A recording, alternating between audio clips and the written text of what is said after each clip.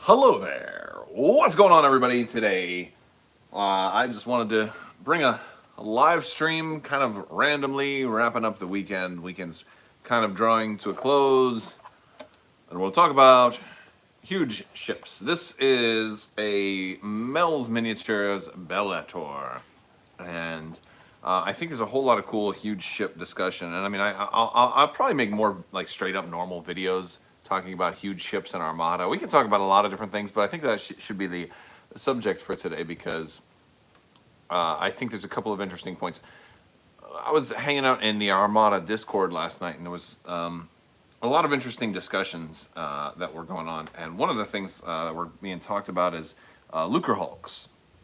And I thought that would be a kind of an interesting thing to talk about. But yeah. But anyway, I'm going to give it a little bit of time for some people to show up because I'll probably do a giveaway. Dusty, how's it going? Dusty, thank you for hanging out today. Thanks for being a channel member, by the way, also. It's going pretty good. I hope you guys are all doing well. It's been a good, interesting weekend. Did a couple of unboxings and assemblies for some Marvel Crisis Protocol figures this weekend. I think you saw one of those videos came out this morning. There's a little more coming out for that. That's always a fun one. I don't get to play it as much, but definitely at work for you to come join the chat. What's going on? Yeah, looking good. Thanks. Yeah. The longer the beard gets, the more gray I see. So that one's kind of fun. Yeah, it's getting long. It's getting there. I was thinking actually I might have to put it in like a rubber band or something like that, but look, I can almost do this. I've never had it this long before, so I almost don't know what to do. I keep touching it all the time. I'm curious if you guys have seen any of my recent videos, like how often do I sit there and touch it? Because like I'm afraid in my interviews, like the recent FFG interviews I did, I was afraid I was touching it a lot because I was really nervous as well. But yeah, so we're actually getting a lot of people coming in and hanging out, and that are sorry if I do not get to every question because we are getting a lot of comments in the chat. Just a little admin stuff. I'm probably going to be doing a giveaway. I'll find got my promos around here somewhere. I'll probably do an Armada-based giveaway. We're going to talk about huge ships today because there's some interesting ideas and things that I kind of want to get bounce some ideas off of you guys, see what you all think, and kind of see where we are about some ideas about huge ships. Also, just FYI, the latest regular giveaway, I think the winner for that is going to be announced this week coming up, so stay tuned for that. Working on some more interviews and some cool stuff coming up, so I don't want to spoil too much, but I know a lot of people have been asking me like, hey, when are you going to do an Armada interview? When are you going to get Armada? I'm working on that.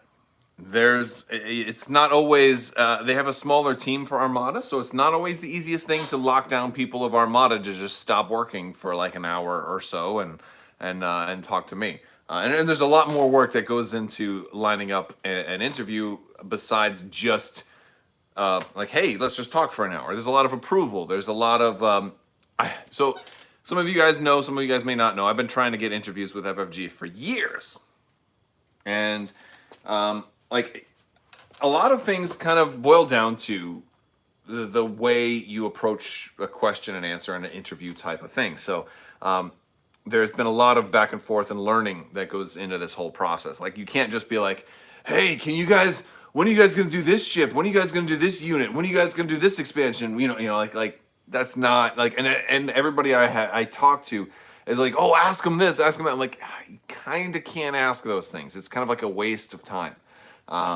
because they can't answer it, and it's also like you kind of want to ask questions they can answer, and it's a really interesting combination of trying to come up with the right questions that are answerable and that are interesting and that people want to hear, right? And so there's like a blending, there's a balancing act that goes on with trying to put these things together. It's not as easy as it seems, and it's especially hard for me because I have so much hype about these games and I'm so excited to be talking to the people that actually make these games that it becomes hard for me to just shut up and let them talk, because I'm like I want to just like interrupt them, like, oh my gosh, and this, oh, and do you remember that? Oh, if you guys have ever seen the Saturday Night Live sketch where Chris Farley gets to interview Paul McCartney, if you're not familiar with it, it won't really ring a bell. But if you are familiar with it, that kind of sums up a lot of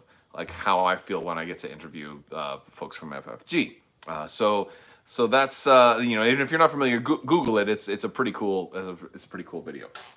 All right, quick admin stuff though. Yeah, the giveaway is going to be this weekend. We're the masks. We got some new stuff in the description below if you guys are interested in that. Also, if you want to shoot a super chat, that's going to get my attention more. I might not get to every comment, so I apologize for that. I'm trying. I'll try to get to as many as I can. But let me start us off talking about what we are actually going to be talking about today. And that's huge ships. Huge ships. So I started off talking about, Garrett says, bearded officer. Sounds like a new Armada upgrade. Yes, thank you for being a channel member, by the way. But yes, I love a bearded, right? I don't know how long I'm going to keep this for. I really have no idea. I have no plan. I think a cool idea would be to shave it once we can go back and have conventions again. You know what I'm saying? Like have it be kind of like a COVID beard. Although I did trim it once during COVID, like I think a month into everything, I trimmed stuff a little bit. So I'm like, oh, so it's not a true COVID beard, but it's kind of like that. Here we go. Here's some cards. We've got ourselves a alternate art Bomber Command Center. And can you guys see it? It's not focusing well. Bomber Command Center. It's there we go. Alternate art Bomber Command. Now this is a full-size card, so this is actually in the spirit of the new Armada 1.5. So I'll give that away towards the end of the. Wow, we got a new member, Craig. What's going on, Craig? Thank you so much for becoming a channel member. That's a pretty cool thing. If you guys are interested in becoming a channel member, you get it'll give you a little. You get some flair by your name when you chat in the live streams. That's cool. There's every once in a while there's some community posts that are exclusive to channel members. Usually it's like, hey, what kind of stuff do you guys want to see, or that sort of thing. So that's a great way to support the channel. So thank you for that. And also the cool thing about channel members is if you see over in the like next to Craig's name, thank you. And by the way, thank you, Craig. You've been a long-time fan. You got me into Armada in the first place. Very cool. But you see, like Dusty, how he's got this different symbol. Like the symbol grows the longer you're a channel member, so it kind of evolves, and it's like it gets all kinds of different flair and stuff like that. So that's a cool little tidbit. So like the bigger your flair, the longer you've been a channel member. So there's that. Now, unfortunately, that doesn't tie into like Patreon or anything like that. So everything is all different. Maybe someday they'll just merge all that stuff together, and it'll make it a lot easier on me trying to manage everything. So we're talking huge ships. What exactly is a huge ship, right? We got the Superstar Destroyer up there.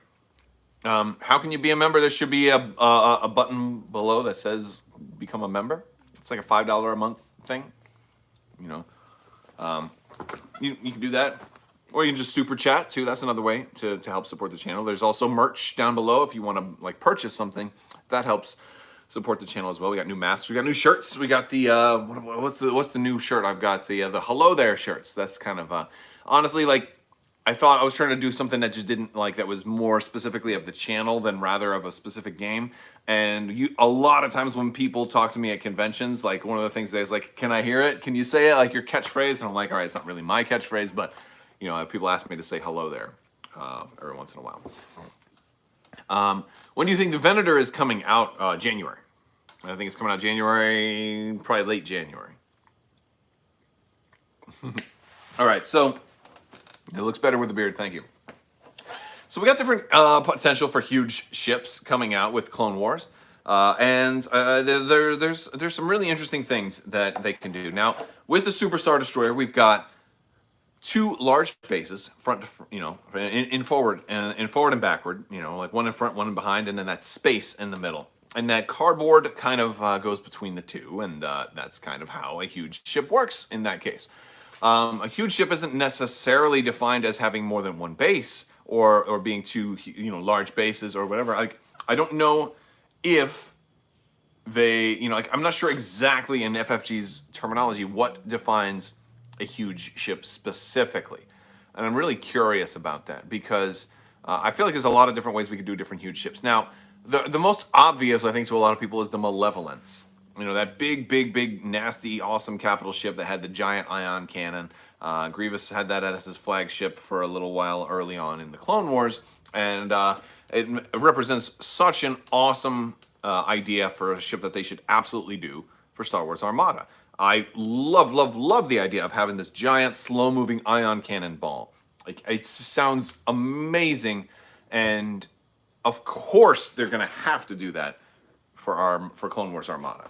And I think that one, in a lot of ways, could follow in the same footsteps as the Superstar Destroyer. It's not quite as big as a Superstar Destroyer, but it's still big. It's still it's still clearly a huge ship in my mind. And like Pop Burnsy just said, Malevolence and Lucrehulk. The Lucrehulk's the other one. And now the Lucrehulk, if you look up, we got another new member. Wow, Captain Westbeard or Captain Wetbeard. Is that Captain Wetbeard? I thought it was Westbeard. Captain Wetbeard. That's a funny name. Thank you, Captain, for joining the channel. Craig Labar says Lucrehulk being a squadron controller, and that's what you're looking forward to. Yeah, absolutely. I think there's a couple of different ways you could do the Lucrehulk. And I think you could do it easily as an incredibly strong carrier, but also I think you could possibly look at different options as well, such as like maybe having it be less of a carrier and more of like a battleship or more of a tanky flagship, maybe a fleet support option. I think there's some really interesting other things you could potentially do with a Lucrehulk, but definitely needs to be I think all versions of it are probably going to need to have some type of carrier capability. So you think they'd have the Republic Dreadnought? Well, that's kind of one of those things. I'm kind of getting there, so stand by just a little bit. But how to do the Lucrehulk is a really interesting thing because some people might argue that it should go onto a large base only, and it should just be a large base ship. Now, granted, it's very, very large. It's like twice as big as an Imperial Star Destroyer. And so I think that that falls into the category of making it a huge ship. And I think that could be part of the Separatists' kind of thing, is maybe they have multiple huge ships available to them, and that's one of the things that makes them kind of stand out. Maybe the Rebels don't have any huge ships available to them, and that's one of the things that make them stand out. The Rebels are predominantly smaller ships, right? So a hexagonal base? I don't know if you... So the interesting discussion here. Let's talk about different size bases, right?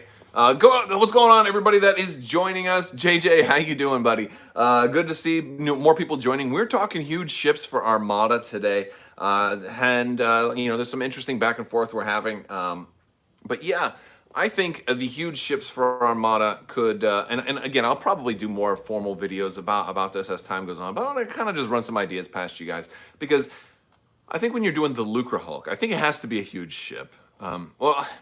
Has to is kind of a question, and I'm really curious. Do you guys think it has to be? How would you feel if they made it just a large ship? That would change an awful lot of stuff. I think it's going to have to be the centerpiece of a build, and I think a huge ship is warranted. But also, we really don't know in Armada 1.5 with the new rules, and there are new rules coming. And there's more new things. There's more new changes coming beyond what we know now, right? There's a lot of cards that have been errated. I think they said something like there's a percentage of cards that have been errated. So a lot of things may have changed. I have no idea. I don't know very much, but I'm really I'm anxious to find out what's changed. But in some cases, I'm scared. Because if so much has changed that I'm going to now start making mistakes when I talk about Armada, that kind of scares me a little bit. Because I'm kind of, I'm a content creator, and Armada is my favorite game, and it's a game I talk about a lot. So, like, X-Wing really hurt me with 2nd edition. because I was talking so like I'd be like, oh well, we got fire control systems on this ship, so I'm gonna get a free target lock after I fire. I'm like, that's not what fire control systems does anymore. Oh my gosh, you're right. So many little errors and mistakes like that would happen all the time. And if that happens with Armada, that's gonna scare the heck out of me. So I'm a little cautious of that. But one thing I could change is there could be a difference when it comes to different sizes, class sizes of ships and things like that. Maybe Mahdi will now work with huge ships. Maybe Constantine will have some interaction with huge ships. Maybe different commanders will have different abilities that interact with huge ships as well.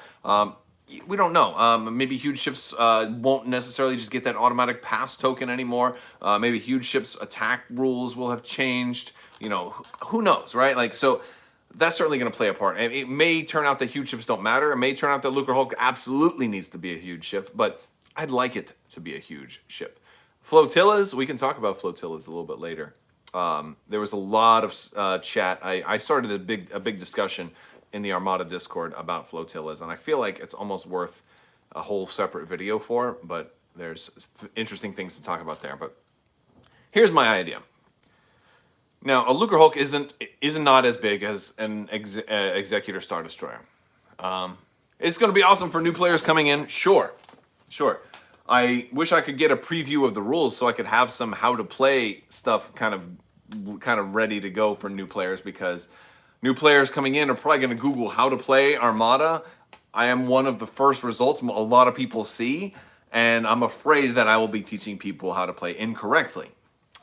And that's one of the things that I worry about, right? And so, like, and maybe I should just talk to Fantasy Flight about this, because, like, there's some advantage to, to getting the rules early. There's certainly some advantage to all of that. But I'm a slow learner, right? Like, a game has to be out for a while before I make a really robust. Like my first Armada how to play video was very crude, and it wasn't until like 2 years later when I finally made that really good, or the better how to play Armada video. So that's another thing. Let's see. You're one of the new players. Awesome. It's your birthday tomorrow, and you wished for Armada. Wow. Well, happy birthday in advance. So. And what I'll do is I'll go back to the older videos, and I can add like a pinned post that says, this is old. How much have I spent on Armada? A lot. A real lot. I mean, most ships, I've got at least 2 of everything except for the Super Star Destroyer and the campaign boxes. I've got 4 of a lot of ships. I got 2 Starhawks right behind me right here. Super chat from Maldus.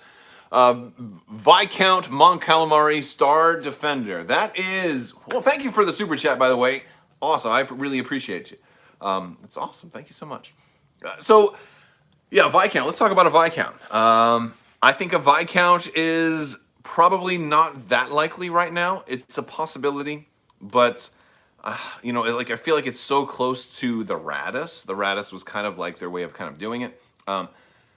FFG doesn't come out and say that they're not doing Legends anymore, right? They won't come out and just say that, because I believe they're still able to do Legends. However, their priority is on things that are marketable, or things that are recognizable. And it's not just the deal of Lucasfilm saying, no, you can only make stuff from our newest show or from our newest movie. It's also from a business standpoint. If somebody at Fantasy Flight Games is like, look, if we're going to develop the Super Star Destroyer, right? We're going to develop a big ship. Well, it costs us X amount of dollars in research and development, testing, sculpting, prototyping, and then production and shipping, right? Like there's a lot of cost that goes into getting something on the shelf. You mean quality writing? Oh, you mean when Luke fell in love with a computer program? I mean, look, there's a lot of questionable stuff in Legends too. There's great stuff, and there's good and bad things in Legends, just like I think there's good and bad things in the Disney canon too. I mean, Rogue One was awesome.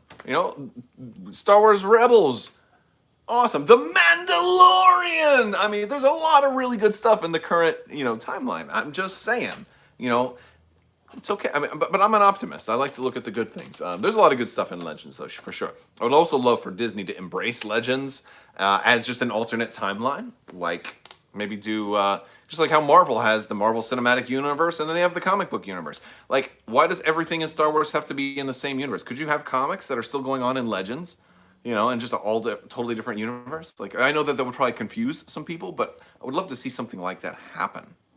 Even if what if they did a YouTube series that was like short, like 10-minute videos, kind of like Quibbies or something like that, right? And those were all in the Legends universe. And since it's on a whole new platform, you can preface with this, like, this is all a differently thing. Optimism is very advertiser friendly. Sure. It's also more fun to be optimistic. It's more fun to look at the things that make us smile than the things that make us angry. There's enough, and to be fair, there's enough angry YouTubers talking trash about Kathleen Kennedy and Star Wars and all of this stuff. There's plenty of that. If you want that, there's plenty of other places for it. I think a lot of them are doing it just to get on the hype train and just to get those clicks. Because I've seen a lot of people that were all hyped for something, and as soon as it rose, like, oh, wait, Episode 8 was unpopular? Let's start trashing it. I'm like, you were praising it yesterday, and now you're trashing it today, but the trash video got 10 times as many views. And now that's the only thing you do? I call baloney.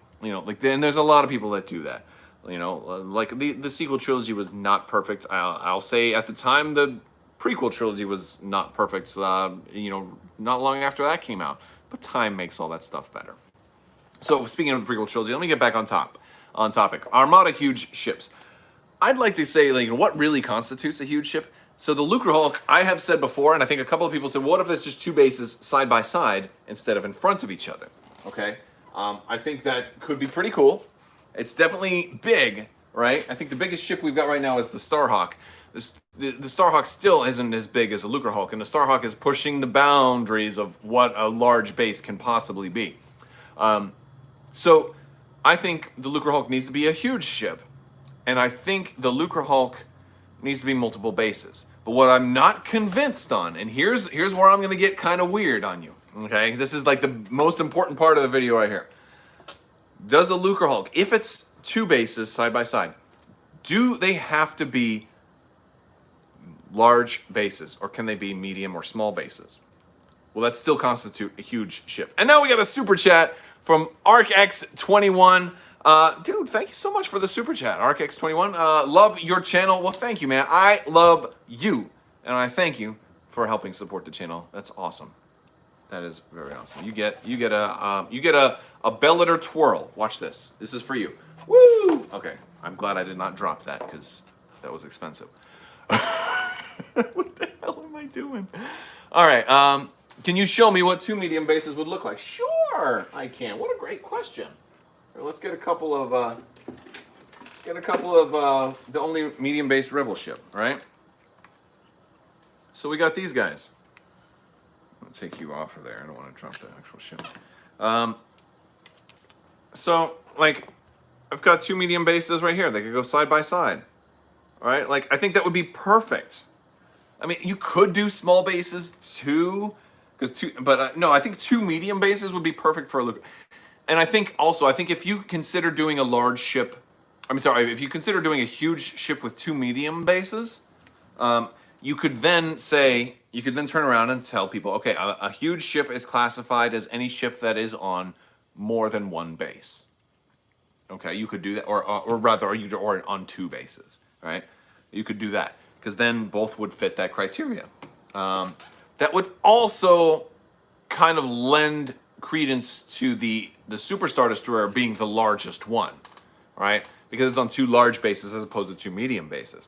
Or something like that. Or two small bases. I mean, honestly, even if you take two small bases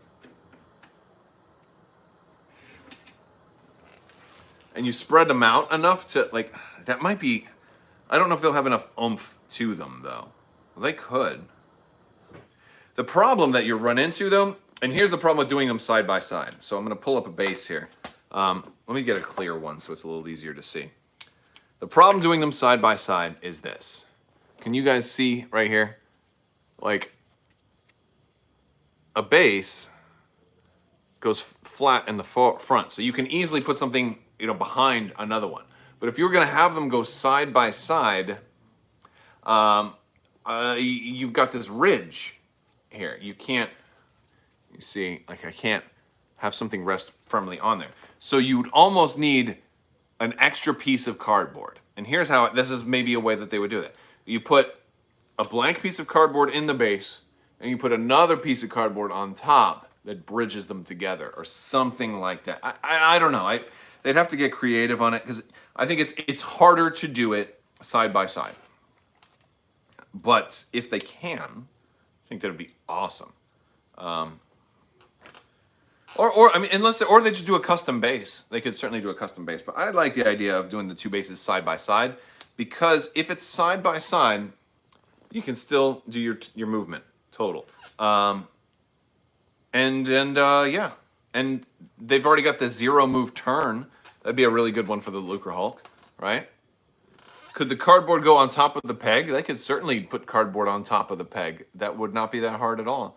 I mean, there's a lot of different things. What's my favorite faction right now? I gotta say Empire, because of the Architans. I play Empire the most. I really want to play the Rebels more. I really do. I really want to swarm Hammerheads and CR90s and like a wide variety of small ships. I want to have, lots of different ships on the board at the same time. I want to really create that diversified Rebel fleet. That's one thing I don't like about the Empire, is their fleets are so, I don't know, standardized, right? And I'm not a big fan of all Star Destroyers, and like, or too much, Granted, I do love the Architans, but I like diversified fleets. And so it's nice that Star Wars Rebels kind of gave us that. Like, if you look at the Battle of Atollon, I think it was, from season 3, you had ISD, you had interdictors, you had ISDs, interdictors, Architans, and you had a Quasar that was there. I loved all of that stuff.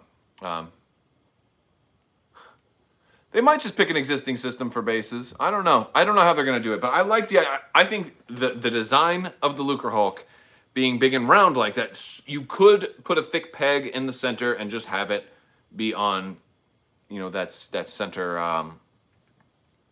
the thing. I think there's problems with that. I think there's problems with that. That battle made me cry. It was a great battle, though. I mean, honestly, animated fleet battle. That was a incredibly cool fleet battle.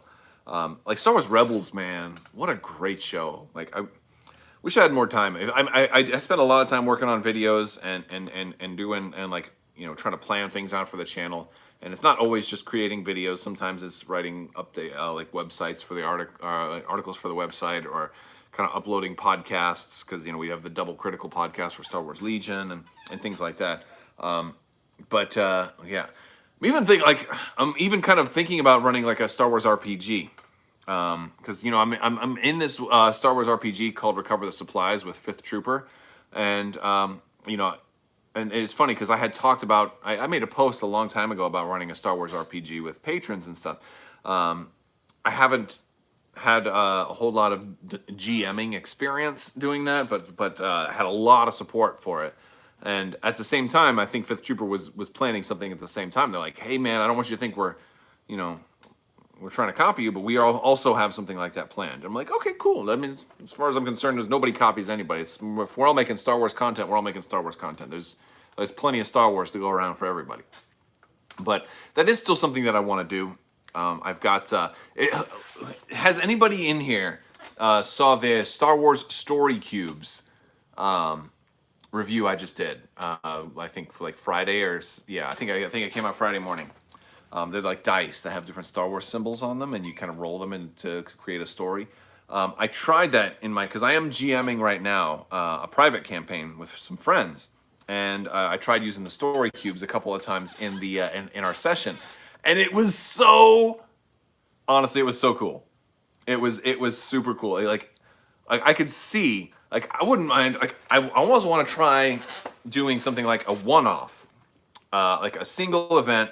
Like you play these characters, and here's the story we're running through, and I'm gonna just use the story cubes to design, like create the setting on the fly. I don't know how well that would work, and since it's hard, especially if you're going to have other players get involved. You have to have people kind of coordinate a time, set everything up, and having one person not show up kind of screws up the whole thing, and there's things like that. So that's something I gotta put a lot more thought and work into on exactly how that's going to be. But that's something that I would like to do. So and the other thing is, like, how do I do something like that? Do I just make a new tier on Patreon? But then I'm like, boy, like my top tier is already like $25 a month, and those patrons are giving a lot. I don't know. Do I make it to only that level? And then I'm like, well, okay, like what if those folks aren't interested? Or do I make another level that's even more expensive? Like, what I'm worried about is saying, all right, here's this new tier in Patreon, and then I get like 20 people pledge for there because they want to be in the RPG. I'm like, I can't run a game with 20 people. I can't run 4 games with 5 people each because I just don't have enough time to do that. So, like, it's really, like, there's a whole lot that goes into trying to do something like that. So it's I don't know the best way to do it, and I might just do a trial run and just pick some random folks, maybe some community members. Like, it might be kind of fun to to invite some other community folks from Star Wars Armada, X-Wing, Legion, and stuff like that, and just maybe you tune in to watch it in its faces. But I have some other kind of clever ideas to involve the whole community as well. And like, maybe I was thinking of like maybe a Patreon tier or something, like a Patreon reward that says you get to name one of the NPCs that'll be in this campaign. All right. So like there's things like that. There's things like that I'm thinking about. All right. So getting back, we're circling around again to Armada huge ships. I've already talked about the Malevolence and the Lucre Hulk a little bit, because I don't know. I mean, they might just do a custom base for the Lucre Hulk. I just think it's way too wide to put it on Bodie McBoatface. Absolutely. You open the door and you are greeted by an Imperial officer with a very large mustache. You suspect it is not regulation. He looks to you and says, "Yes, I am Boaty McBoatface, and you must be here for the supplies. How do you respond?" Something like that, right? Like, that would be really funny. Like, wait. Is this guy's name actually Boaty McBoatface? The piano player dude. Now, we're just talking about Armada huge ships. I kind of threw out the idea of what if the Lucre Hulk is 2 bases side by side instead of in front of and in back of each other, and maybe they were not. Maybe they don't have to be large bases. What if they were small bases or something like that? But the bases have raised edges on the sides, so putting things side by side would be tough. Kind of curious what they will be bringing with the Clone Wars, because I'm going Republic. Well, Republic doesn't really have a huge ship in the Clone Wars series, right? Well, they kind of do, because the Republic has Mandators. The Bellator is kind of an offshoot of the Mandator class. Yeah, well, we talked about the Malevolence first. That one's pretty clear cut.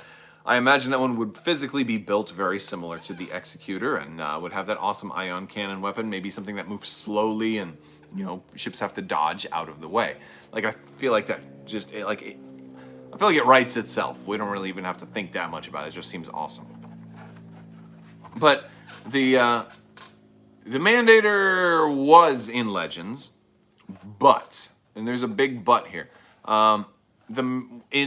since Episode 8 came out, the Mandator 4 Dreadnought canonized the Mandator line of ships.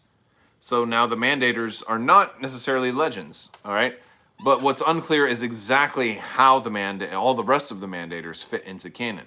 Because there was like a Mandator 1, 2, and 3, and I think those were mostly Republic.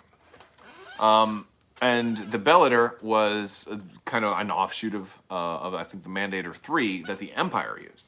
And we've got Kilnay, a new member. Thank you for becoming a channel member. Thank you so much for joining and helping support the channel. That's awesome. Thank you so much for that.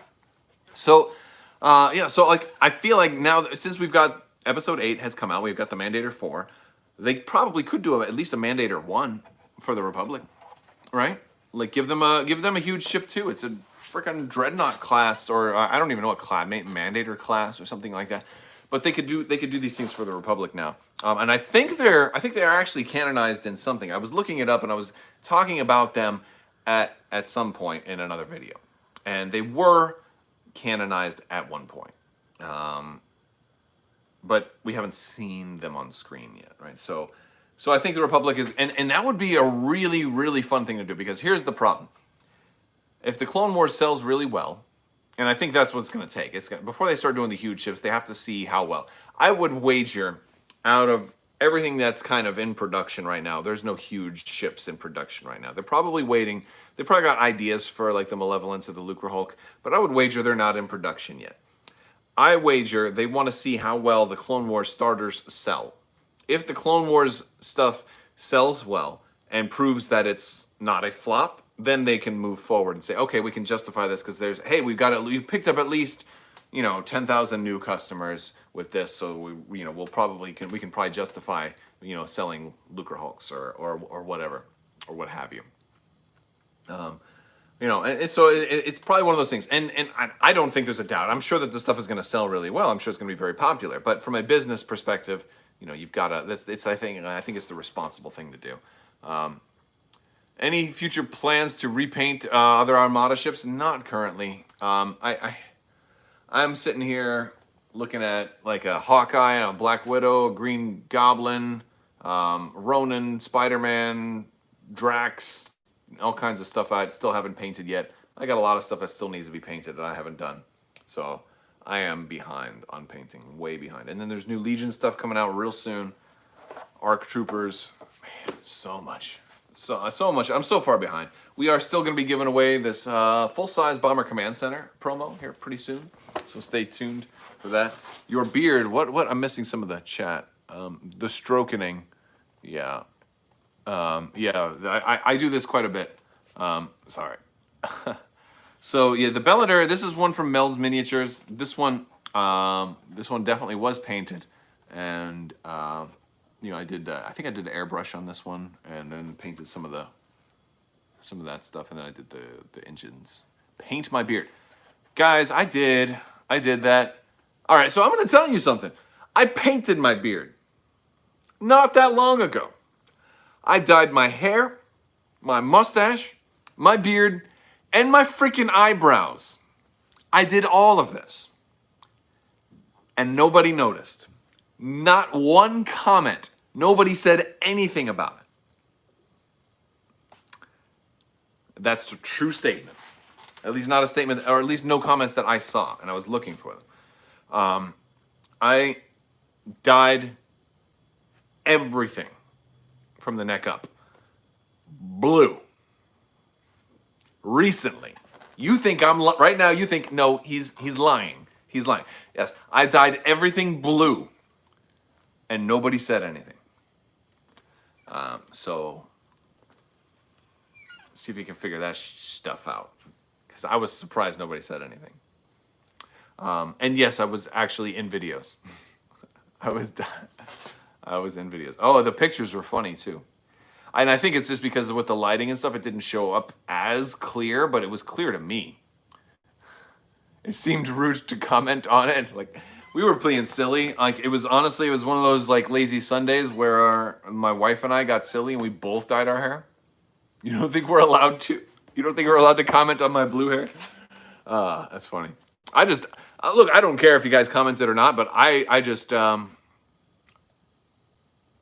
that was a really weird thing. But anyway, so let's see. You aren't allowed. No, nobody's allowed to comment anymore. No.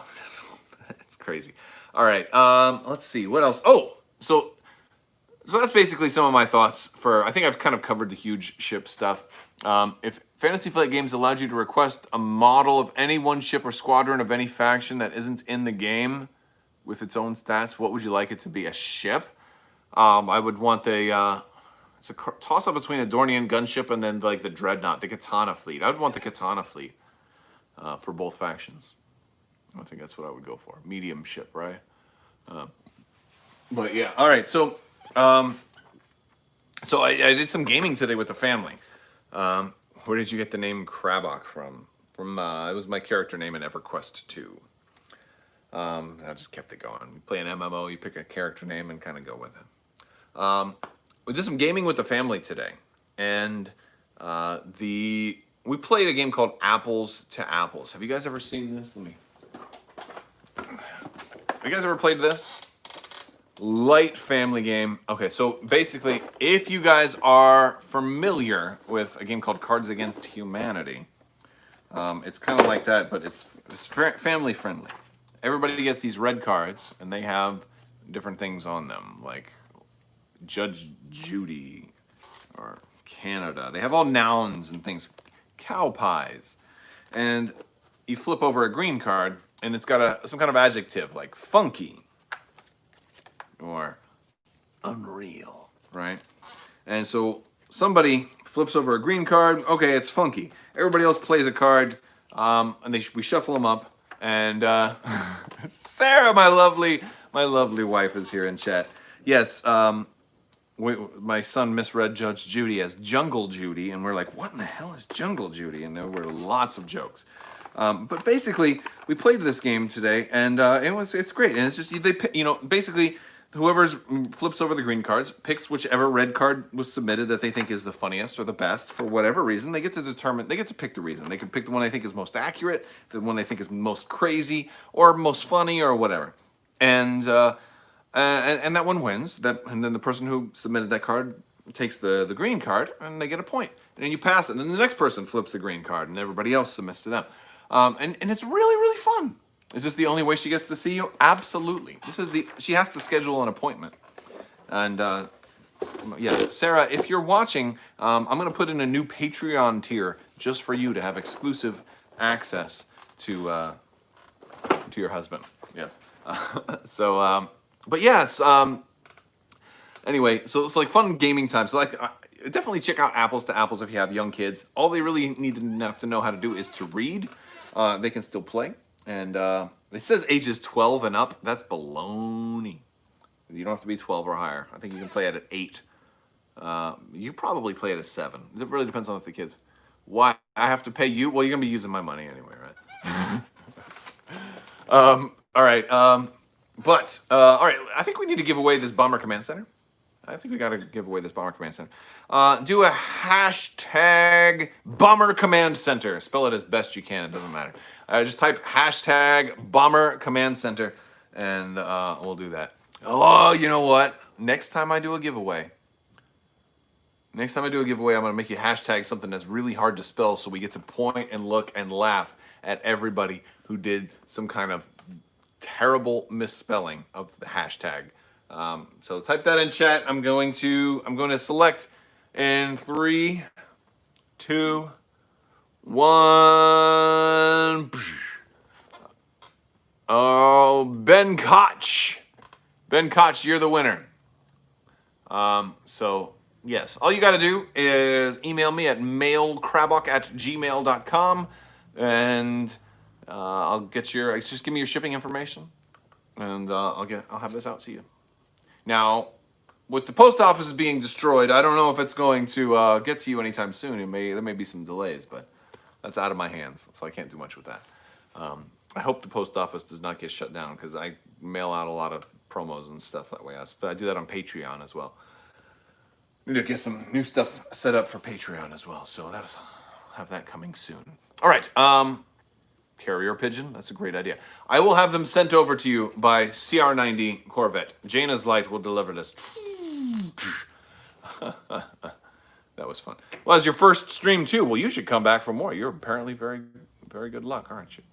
Are you going to do a combined forces campaign where you do space battles and Clone Wars? No. I'm not combining 2 games. These games take too long. I'm exhausted by the end of most individual games. It's one reason I'm not really that big on the large, super serious tournaments, because I can't imagine playing, as much as I love Armada, I don't want to play Armada all weekend long, 4 or 5 games a day, and for one day, then the next day, and then the next. I'm afraid that would make me so sick of the game I'd never play it again. Probably not, right? But I get really, really tired. I like to do a lot of different things. I like to do a lot of different games. I really love here in Orlando we do the 2-round tournaments. I love those. Just 2 games. Are you gonna ever grab the Eclipse? I'm not gonna 3D print an Eclipse. because that's really, really expensive, and it's just too expensive for me. 1 to 3 games a day is good. Yeah, I could do 3. 3 is kind of where I cap out on what I'm really comfortable doing. So I don't know if I don't know if I could manage 4 games in a day. I think I like it for LVO. If LVO happens and I end up going, like if I don't win like my first 3 games, I'll probably just drop from the whole tournament just so I can relax like the next day. Like do side events or just hang out and talk to people the next day. Like maybe catch a side game with somebody. Like I would love to do that for a tournament. So the problem is I'd have to bring so much stuff. But like I'd love to play Armada, like 2 games of Armada one day, then hang out a game of Marvel Crisis Protocol in the evening. Then the next day, like 2 games of Legion. Then a game of like X-Wing in the evening, and then the third day, maybe learn a new game, or something like that, or a board game, a game of Twilight Imperium, or something crazy. Will you be picking up Star Wars Squadrons? Yes, absolutely. I'll be trying to do streamings and stuff like that. I think when Star Wars Squadrons come out, I'm gonna do a lot more like video game live streams. I think that'll be a fun one. You played a Grand Army game? Yes. No, 1 hour per turn. That sounds about right. That's a tough one. Speaking of tournaments, do you think those will return to Orlando before this pandemic is over? No. Most of the stores I know are not opening for public gaming before the pandemic is over. Personally, I think it's a little irresponsible to do that right now, especially in Florida, because Florida is such a hotbed. Like it's one thing if like nobody in your town, like, if people kind of have circles, right?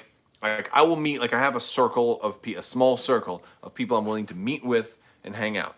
These are a few select individuals who I also know are practicing social distancing and being responsible with their own behavior. And on top of that, we're not really inviting new people into said circles. So there's very few people I'm actually willing to like meet and see right now. If you had a circle like that, such that everybody wanted to play a tournament, I suppose that could work. But I see people doing tournaments, and I'm like, with no masks and stuff like that, and I'm like, I try not to, I don't want to be too judgy, but my gut reaction is that seems unsafe. Granted, I don't know the whole story. It could be maybe they're doing, maybe they tested everybody before they let them in the store. I don't know, but I'm just not a big fan of that. So 16-hour game of Armada at 5,000 points. Yeah, now that's pretty wild. That's really wild. What is going to be the first cockpit thing you get for Squadrons? Oh, I don't want anything in the cockpit. All of that fluff, I don't want any of it because it's going to actually impede your view. I want to have the option to have nothing in the cockpit. I don't want to see a thing outside of my other ships. But that's me. I don't want any fluff. I don't want any Ewoks, Gungans, Darth Vader, Boba Fett plushies, none of that stuff.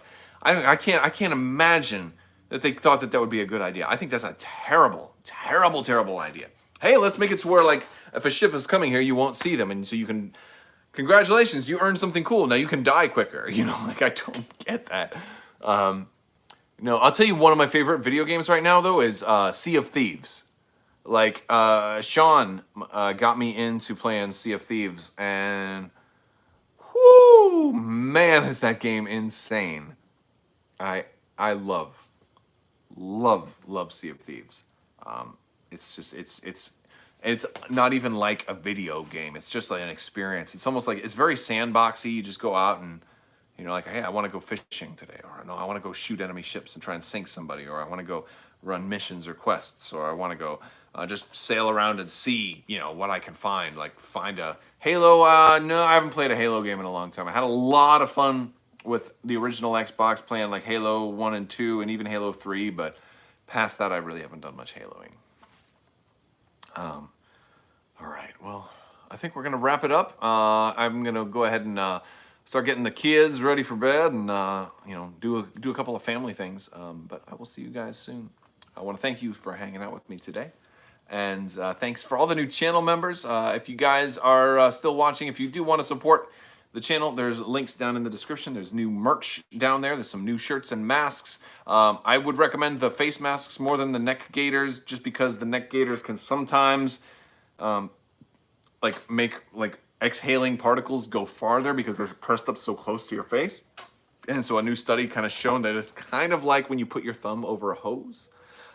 So the masks are better medically, but the neck gaiters are also more multi-purpose. Like if you live in a cold place and you want something for the winter to kind of protect your ears and face, they're more about temperature stuff and not breathing in sawdust or some things like that. So there's different purposes, but for COVID, I suggest the masks. For everything else, the neck gaiters are fine. And there's new t-shirts as well. All right, I'll talk to you guys later. I want to thank you so much. And as always, have a great day.